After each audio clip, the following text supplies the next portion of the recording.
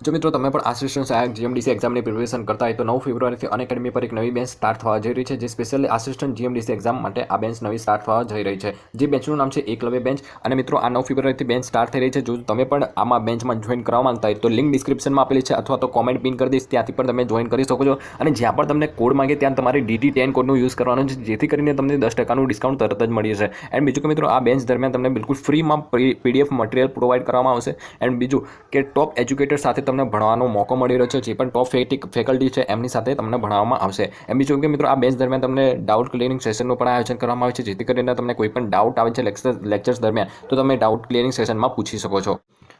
એના સિવાય બીજું કે મિત્રો શંખનાદ ટેસ્ટ સિરીઝનું પણ આયોજન કરવામાં આવે છે, જે 1 ફેબ્રુઆરીથી લઈને 21 ફેબ્રુઆરી સુધી આ ટેસ્ટ સિરીઝ આયોજન કરવામાં આવેલી છે। અને એ ટેસ્ટ તમે બિલકુલ મફત આપી શકો છો અને આ જે સ્પેશિયલી જીપીએસસી પ્રિલિમ્સ એક્ઝામ માટે ખૂબ જ ઉપયોગી થશે। જો તમારો ફર્સ્ટ નંબર આવે છે તો તમને 1 મંથનું અનએકેડમીનું પ્લસ સબસ્ક્રિપ્શન મળી રહ્યું છે, સેકન્ડ નંબર આવે છે તો એમેઝોન વાઉચર મળી રહ્યું છે 1000 રૂપીસનું, થર્ડ નંબર આવે છે તો 700 રૂપીસનું એમેઝોન વાઉચર મળી રહ્યું છે। અને મિત્રો આ ટેસ્ટ સિરીઝમાં જોઈન કરવા માટેની લિંક પણ ડિસ્ક્રિપ્શનમાં આપેલી છે અને કોમેન્ટ પણ આપેલી છે। અને તમે DT10 કોડનો યુઝ કરવાનો છે, જેથી કરીને આ ટેસ્ટ તમે મફતમાં આપી શકો છો, બરાબર। એના સિવાય બીજું મિત્રો તમે અનએકેડમી પર મફત લાભ લેવા માંગતા હોય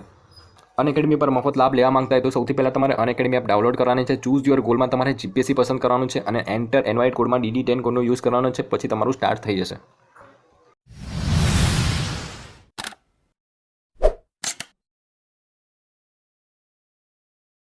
हेलो एवरीवन, मेरा नाम है शिवी और मैं आज आपके लिए लेकर आई हूँ अगेन आर्ट एंड कल्चर के क्वेश्चन जो जीपीएससी के प्रीवियस ईयर क्वेश्चंस में आए हुए हैं। तो इसके अलावा अगर आपको और प्रीवियस ईयर के क्वेश्चंस देखने हैं सब्जेक्ट ओरिएंटेड जैसे पॉलिटी का, हिस्ट्री का, तो वो आप देख सकते हैं गुजरात स्टडीज़ की वेबसाइट पर जाकर, वहाँ मैंने ऑलरेडी वीडियोज़ बनाए हुए हैं। चलिए स्टार्ट करते हैं पहले क्वेश्चन से।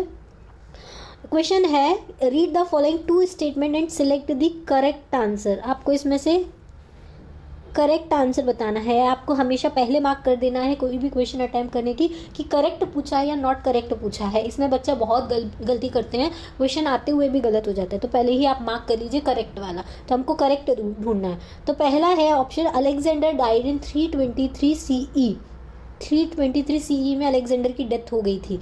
ये ऑप्शन गलत है, क्योंकि 323 CE में उनकी डेथ नहीं हुई थी, BCE में हुई थी। ठीक है, इतना देखिए बच्चे कंफ्यूज हो जाते हैं इस चीज़ में कि 323 BCE और CE, तो 323 में ही उनकी डेथ हुई थी, इस वजह से इस ऑप्शन को लोग गलत कर देते हैं। लेकिन ये ऑप्शन क्या है, इनकरेक्ट है, क्योंकि इसमें CE लिखा है, BCE नहीं लिखा है। ठीक है, वो अलेक्जेंडर जो आए थे बिफोर कॉमन एरा के पहले आए थे। ठीक है, जब मौर्यन एम्पायर स्टार्ट होने वाला था उसके जस्ट पहले आए थे।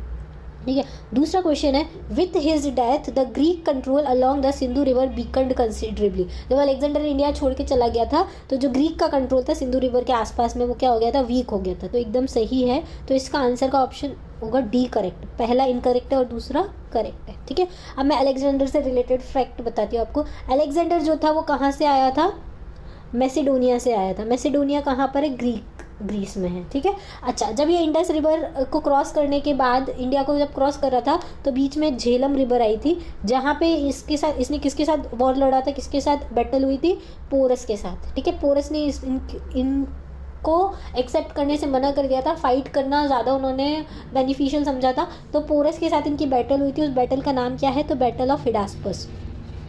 कौन सी बैटल हुई थी, बैटल ऑफ हिडास्पस हुई थी। ठीक है, कौन सी ईयर में हुई थी, 326 BCE में हुई थी। उसके बाद पोरस की हार हो गई थी, लेकिन फिर भी अलेक्जेंडर काफ़ी खुश हुआ था कि पोरस ने अपनी कंट्री के लिए, अपनी टेरिटरी के लिए फाइट किया, तो इस वजह से उनको वापस से रीस्टोर कर दिया था। फिर ये आगे जाना चाहते थे, लेकिन इनकी आर्मी ने रिफ्यूज़ कर दिया था, इसलिए अलेक्जेंडर वापस लौट गया था। फिर बेबीलोन पहुँच के इनकी डेथ हो गई थी। ठीक है, कौन सी ईयर में, 323 BCE में इनकी डेथ हो गई थी। तो BCE है, याद रखिएगा, CE नहीं है। ठीक है, तो ये याद रखिएगा। Next question, which of the following text give a detailed information on Mauryan polity. कौन सा टेक्स्ट है जो डिटेल्ड इन्फॉर्मेशन देता है मौर्यन पॉलिटी के ऊपर।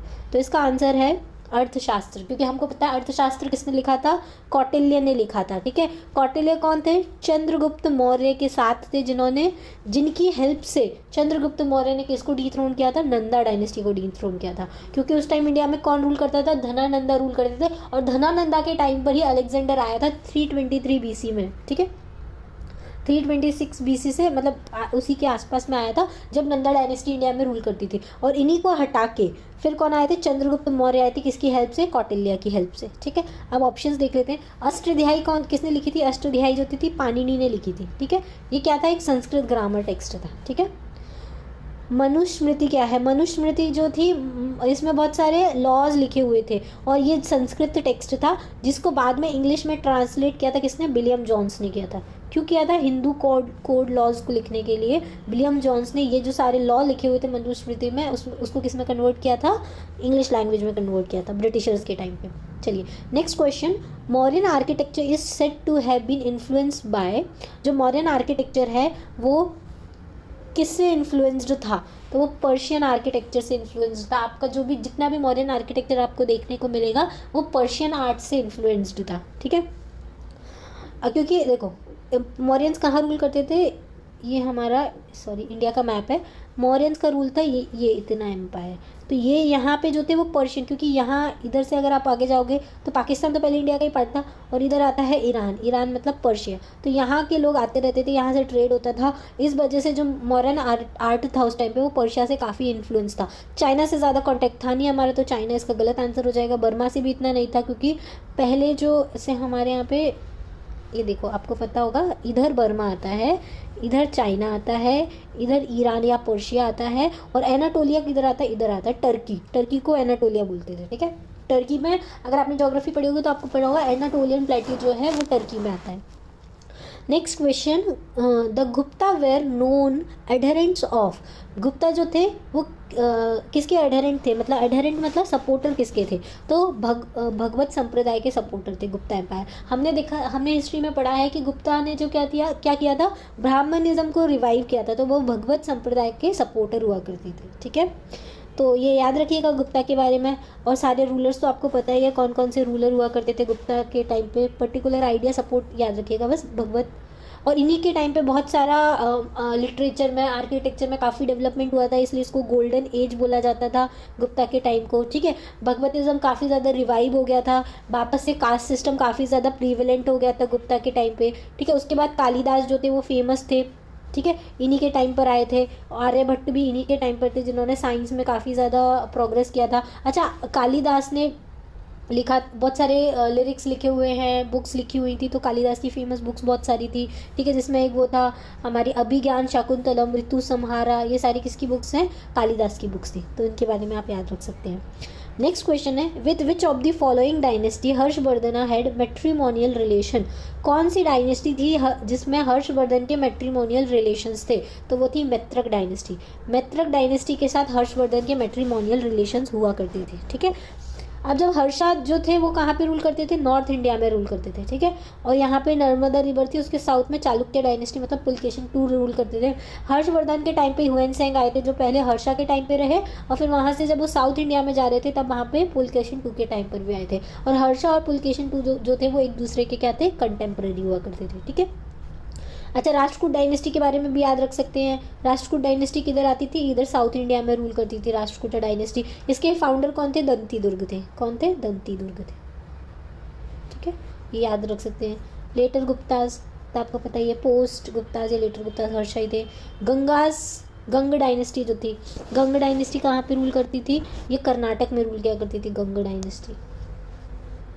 चलिए नेक्स्ट क्वेश्चन है, Who among the following sent a naval expedition to the Sailendra Empire now in the Southeast Asia? तो इसका पहले मैं आपको आंसर बता देती हूँ, फिर डिटेल में बताती हूँ कि किसने अपनी नेवल एक्सपीडिशन भेजी थी। तो वो थे राजेंद्र चोला। अब आपको पहले तो ये पता होना चाहिए शैलेंद्र एम्पायर कहाँ था। तो शैलेंद्र एम्पायर जो था वो आज के इंडोनेशिया मतलब जावा सुमात्रा जो आइलैंड्स थे, जैसे इंडिया यहाँ आता है, ये पूरे आइलैंड है, यहाँ पे मलेशिया वगैरह, स्ट्रेट ऑफ मलक्का है, और यहाँ पे जावा सुमात्रा आइलैंड है इंडोनेशिया इक्वेटर के पास में। तो ये जो जावा सुमात्रा आइलैंड थे वहाँ पे शैलेंद्र एम्पायर हुआ करता था। तो इस वजह से यहाँ से चोला एम्पायर ने यहाँ नेवल एक्सपीडिशन भेजा था शैलेंद्र एम्पायर को कैप्चर करने के लिए, एक्सपीडिट करने के लिए। ठीक है, अब चोल डायनेस्टी कौन थी? तो चोला जो थी वो साउथ इंडिया की फेमस डायनेस्टी हुआ करती थी। ये कब से कब तक रूल किया था? 950 से लेके 1300 तक इन्होंने रूल किया था। किसने? चोला डायनेस्टी ने। ठीक है, ये याद रखिएगा। अच्छा, चोला डायनेस्टी का एक फेमस इन्होंने सिटी बनाई थी, इसका नाम याद रखिएगा, गंगईकोंडा चोलापुरम। गंगाईकोंडा चोलापुरा, और यहीं पे इन्होंने एक बृहदेश्वरा टेम्पल बनवाया था जो फेमस यूनेस्को हेरिटेज साइट भी है, बृहदेश्वरा टेम्पल। और नटराज स्टैचू जो मिला था वो भी किससे, नटराज स्टैचू जो था वो भी चोला एम्पायर का तो था, जो बताता था कि वहाँ पे मेटल आर्किटेक्चर काफ़ी ज़्यादा मेटल स्कल्पचर्स बना करते थे। ठीक है, चलिए ओके, नेक्स्ट क्वेश्चन देखते हैं। अब हम नेक्स्ट क्वेश्चन है who among the following saint a, ये तो हो गया। नेक्स्ट क्वेश्चन है which of the following temples does not belong to the Solanki period. Solanki period को कौन सा टेम्पल बिलोंग नहीं करता है? तो मैं आपको इसका आंसर बता देती हूँ। इसका आंसर है ऑप्शन डी, टेम्पल एट गोप, जो सोलंकी पीरियड को बिलोंग नहीं करता है। अब सोलंकीज कौन थे? तो सोलंकीज जो थे वो गुजरात के फेमस रूलर हुआ करते थे। इनको चालुक्याज ऑफ गुजरात भी बोलते थे सोलंकी पीरियड को, या फिर क्या बोलते थे इनको, सोलंकी राजपूत भी बोला करते थे। ठीक है, तो ये कहाँ पे रूल करते थे? गुजरात के काठियावाड़ वाले रीजन में रूल किया करते थे। ठीक है, काठियावाड़ वाले रीजन में रूल करते थे। अच्छा, अब ये तरंगा टेम्पल, मुडेरा सन टेम्पल और रुद्र महाल आया, जिसको रुद्र महाल भी बोलते हैं, ये सब कहाँ पर है? ये आते हैं हमारे ये सब सोलंकी पीरियड में बने थे, लेकिन टेम्पल एट गोप जो है वो सोलंकी पीरियड में नहीं बनाया था। ये किसने बनाया था? मैत्रक डायनेस्टी ने बनाया था। कौन सी डायनेस्टी ने बनाया था? मैत्रक डायनेस्टी में बनाया था। अच्छा, एक और चीज़ मैं आपको बताऊंगी, जो सोलंकी पीरियड के ये तरंगा टेम्पल जो है वो कहाँ पर है और किसने बनवाया था? तो तरंगा टेम्पल जो बनवाया था कुमार पाल ने बनवाया था, जो सोलंकी रूलर थे उन्होंने बनवाया था। और ये एक जैन टेम्पल है। ठीक है, और कहाँ पर है ये? तो महसाणा में। तो इससे रिलेटेड याद रखिएगा, कभी अब नेक्स्ट ईयर ऐसा क्वेश्चन आ जाए कि तरंगा टेम्पल कहाँ है और या किसने बनवाया था। तो तरंगा टेम्पल किसने बनवाया था? कुमार पाल ने बनवाया था, जो सोलंकी पीरियड के रूलर थे। और ये जैन टेम्पल है और ये कहाँ पर है? महसाणा में है। ठीक है, मुडेरा सन टेम्पल कहाँ पर है? पाटन में है। ठीक है, ये कोणार्क का जैसे सन टेम्पल है उड़ीसा में, वैसा ही ये मुडेरा सन टेम्पल है, जिस पे गुजरात में सबसे पहले सटरे गिरती है। ठीक है, वो कौन है? मुडेरा सन टेम्पल है, पाटन में है ये। और इसको किसने डिस्ट्रॉय कर दिया था? अलाउद्दीन खिलजी ने डिस्ट्रॉय कर दिया था। ठीक है, अलाउद्दीन खिलजी ने ही क्या किया था? सोलंकी पीरियड को ख़त्म कर दिया था गुजरात में, जब उसने साउथ इंडिया एक्सपेडिशन करना स्टार्ट किया था। अच्छा, रुद्र महालया के बारे में और देख लेते हैं। रुद्र महालया कौन सा टेम्पल है? हिंदू टेम्पल है। ठीक है, हिंदू टेम्पल है। सॉरी एक मिस्टेक हो गई। तारंगा टेम्पल जो है वो कहाँ पर है? महसाणा में है। और मुडेरा का सन टेम्पल भी महसाणा में है। रुद्र महालया टेम्पल जो है वो पाटन में। सॉरी, आप इसको करेक्ट कर लीजिएगा कि रुद्र महालया टेम्पल जो है वो पाटन में है। अच्छा, एक और चीज़ याद रखिए, रानी की वाव जो है, जो हमारे एक नोट के पीछे है, आप वो बताइए मुझे कौन से नोट के पीछे इसको रखा गया है। रानी की वाव वो कहाँ आती है? पाटन में आती है। ठीक है, तारंगा टेम्पल कहाँ आता है? महसाणा में आता है। मुडेरा सन टेम्पल कहाँ आता है? महसाणा में आता है। ठीक है, और तारंगा टेम्पल जैन टेम्पल है। रुद्र महालया कैसा टेम्पल है? हिंदू टेम्पल है। ठीक है, और रुद्र महालया को किसने डिस्ट्रॉय किया था? खिलजी ने डिस्ट्रॉय किया था। ठीक है, और किसने बनवाया था इसको? सिद्धराज ने बनवाया था। सिद्धराज कौन थे? सोलंकी रूलर थे। ठीक है, और ये मुडेरा सन टेम्पल को किसने बनवाया था? भीमदेव वन ने बनवाया था। अगर आपने हिस्ट्री पढ़ी हो गुजरात की तो आपको पता होगा भीमदेव वन, सिद्धराज, कुमारपाला, ये सब लोग कौन थे। ठीक है, चलिए नेक्स्ट क्वेश्चन, चलिए उसी से रिलेटेड है, सोलंकी रूलर से। Arrange the following Solanki kings in the chronological order and choose the correct answer from the codes given below. Solanki kingdom को क्रोनोलॉजिकल ऑर्डर में लिखना है। कौन कौन से सोलंकी किंग सबसे पहले आए थे? तो सबसे पहले आए थे दुर्लभ राज। ठीक है, उसके बाद आए थे भीमदेव वन। ठीक है, उसके बाद आए थे सिद्धराज, और उसके बाद आए थे कुमारपाल। तो इसमें ऑप्शन कौन सा करेक्ट है? बी ऑप्शन करेक्ट है। सबसे पहले आए थे दुर्लभ राज, फिर आए थे भीमदेव वन, फिर आए थे सिद्धराज, और फिर आए थे कुमारपाल। सिद्धराज ने क्या बनवाया था? रुद्र महालया बनवाया था। कुमारपाल ने क्या बनाया था? तरंगा टेम्पल बनवाया था। और भीमदेव वन ने क्या बनवाया था? मुडेरा सन टेम्पल बनवाया था। ठीक है, तो ये याद रखिएगा, काफ़ी इंपॉर्टेंट क्वेश्चन है ये। ठीक है, चलिए नेक्स्ट क्वेश्चन है which of the following sultan of the Gujarat took Malwa. कौन सा सुल्तान था जिसने गुजरात को टुक ओवर कर लिया था? वो थे बहादुर शाह। बहादुर शाह जो थे उन्होंने गुजरात और मालवा सुल्तान ऑफ गुजरात, हाँ, जिन्होंने मालवा को अपने अंडर में ले लिया था वो थे बहादुर शाह। चलिए आगे का हम नेक्स्ट लेक्चर में देखेंगे। और अभी तक अगर आपको समझ में आया हो तो प्लीज़ वीडियो को लाइक कीजिएगा, और अगर कोई भी आपको डाउट है तो आप कमेंट बॉक्स में मुझसे पूछ सकते हैं। इसके आगे के क्वेश्चन हम नेक्स्ट वीडियो में डिस्कस करेंगे। इसके अलावा और भी कोई टॉपिक जिसके क्वेश्चंस आपको पता करने हैं कि प्रीवियस ईयर क्वेश्चंस कैसे आते हैं, तो आप मुझे कमेंट बॉक्स में बता सकते हैं, मैं उसके ऊपर आपके लिए वीडियो बना दूँगी, ठीक है। और इसके अलावा मुझे आपको एक इन्फॉर्मेशन देनी थी कि मेरा एक चैनल है शिवी सिंगल नाम का, जिस पे आप तमिलनाडु की हिस्ट्री समरी और पॉलिटी एम लक्ष्मीकांत की समरी को फॉलो कर सकते हैं। उसमें मैंने काफ़ी डिटेल्ड में मैप के साथ आपको एनालिसिस कराया है, तो आपके लिए काफ़ी अच्छा हेल्पफुल रहेगा, तो आप उसको विज़िट कर सकते हैं। और आज का सेशन यहीं ख़त्म होता है। Thank you, thanks for watching, good luck.